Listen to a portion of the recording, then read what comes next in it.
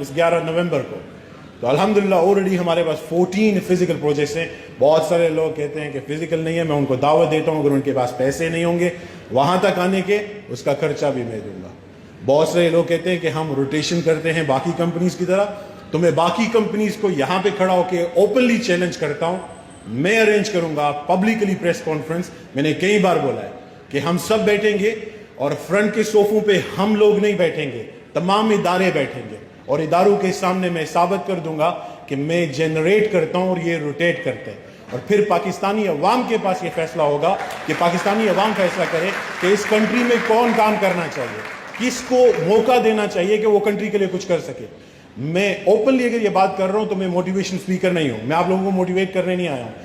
I just want to wake up people to make sure they live their life what they want to live. آپ لوگوں کو صرف دکھایا جاتا ہے یہ ہے وہ ہے. I can openly say کہ ایک بھی جو کمپنی, دیکھیں ایز سی او مجھے یہ بات نہیں کرنی چاہیے میں بھی, لیکن میں اس لیے کرتا ہوں کہ I fear for my nation. Honestly میں اپنی اتنے پوٹینشیل نیشن کے لیے, بہت سارے بھائی آج اس ایونٹ پہ نہیں آ سکے, ایسی بہنیں نہیں آ سکی کیونکہ ان کو یہ کہا گیا ہے کہ اگر تم ایڈم کے ساتھ ایک تصویر بھی نظر آیا تو ہم تمہارا اکاؤنٹ سسپینڈ کر دیں گے. تو میں ان لوگوں سے یہ کہنا چاہوں گا کہ آپ جب یہ دھمکی دیتے ہو تو آپ خدا نہیں ہو. رسک دینا اور لینا صرف اللہ کے ہاتھ میں ہے, یہ اس پہ چھوڑ دو.